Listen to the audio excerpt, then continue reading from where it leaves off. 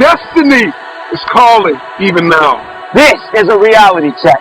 This is the time to find out what you can do, how you can get above it. You know, when you do the thing that you're born to do, there's nothing else you could have done. There's nothing else I could have possibly done. I was born to do this. God gave me this gift. I discovered it and I used it. You're surrounded by the change that you created. How can you not believe something that you're just starting to live it has it? Become your identity because it is you. It's around you. You breathe it. So look around and realize the malleability of your situation. And if what you find is not you, good, here is your opportunity to tear down the old and construct the new. You can do that because you have control. Many of you listening to me have been beautifully equipped to live in a world that no longer exists. But I want to give you a new word for change, and that word is evolution. And you are either going to evolve or expire. See, everything changes. The economy changes, relationship changes. We change mentally and emotionally and physically, and you are either dying or you are either living. Every time you made a change, you got hurt. And so this is why when you hear the word change, there's a mental block. You cannot change because you have equated change with pain. Every time you have changed, you feel pain. I don't care what you believe in. Doesn't matter. You're not judging anybody. Let's say my thing is God. You get to heaven on 300 pounds and sit down. I was a top ropes Terminator my whole life, and you're sitting down just like this. You're God and I'm dead. And he gives me that chart and he says, look at this. Now look at this chart. And on the chart it has all these different things for my name's on. But these things aren't me. I was going to change the world. I was going to set records. I was going to be a Navy SEAL. I could be all these things in the military that I accomplished. You would get the DFW award. You could be honored here, honored there. I'm like, God, this isn't me. Like it says David Goggins, I was an Ecolab guy. I sprayed for cockroaches and I'm 300 pounds. It says here I'm 185. It says here I got a bachelor's and a master's. It says all these things. And God goes, no, that's who you were supposed to be. You stepped out of one relationship to another and you feel pain. You leave one neighborhood to another and you feel pain. You go from one job to another and you feel the fire of transition. So every time you hear the word change, you see pain. Every time they say it's time to make a difference, every time they say you need to go from this place to that place, all you can see is blood in your eyes. All you can feel is the blood and trauma in your mouth, hypnotized by the pain of change. Evolve your belief system. Change is not pain. See change as growth. See change as transformation. See change as evolution. See change as necessary. See change as critical. See change as inevitable. The moment you can figure out what it is you're supposed to be doing, the sooner you are able to get about the business of doing that. The way through the challenge is to get still and ask yourself, what is the next right move?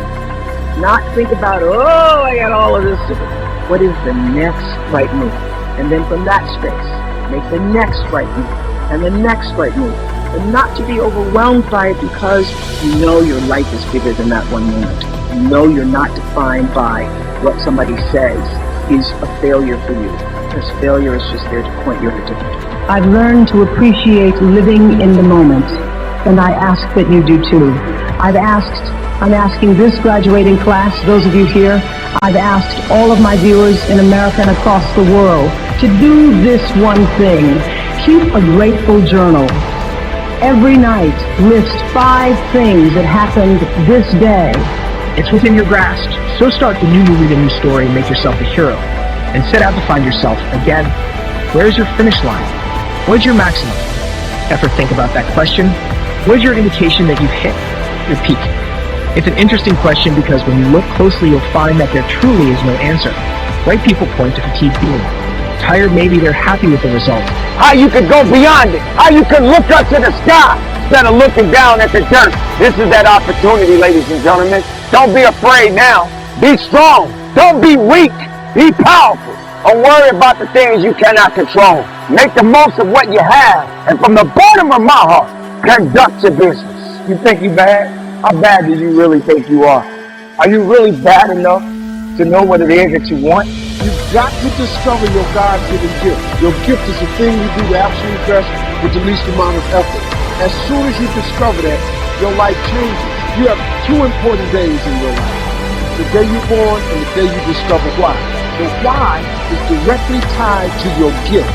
It is the thing God gave to you at birth. All of you are gifted. Everybody in here. Everybody in this room is gifted. You just got to quit looking at it as running, jumping, singing, and dancing. There are other gifts. Once you identify that gift, it still leaves the question unanswered. What is your limit? There's no automatic mechanism that shuts us down when we've given. Everything we have when we've done all we can do. It's not like a glass of water that reaches the top and overflows. For human potential, think bigger, think of an ocean. How many buckets of water could you pour into an ocean before it couldn't physically hold any more liquid? What is the number? No one knows exactly. You can stop at 1,000 buckets, at 1,000,000, at 1,000,000,000, but at some point, you'll have poured the last bucket and stopped. And the question remains, at that moment, could you have added one more? That is human potential. Are you bad enough to go through the challenges in life? Or are you just someone that likes to fake the funk, pretending to be something that you're not? How bad do you really want it? Do you understand what that means?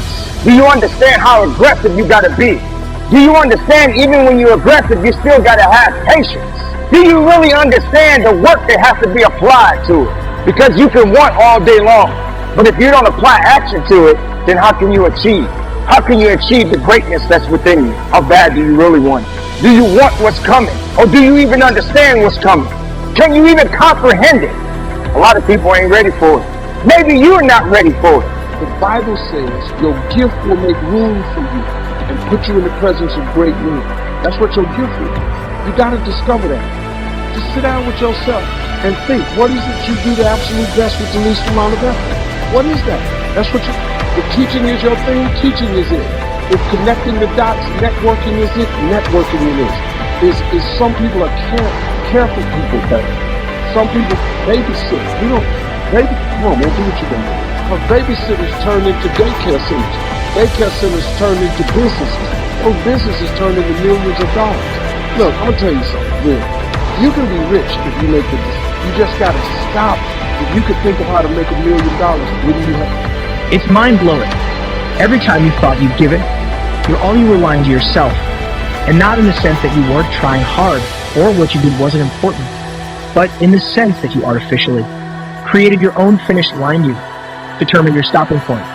Not the laws of nature, not some unearthly being who dictated your limit. I had an old coach who used a reference, Roger Bannister.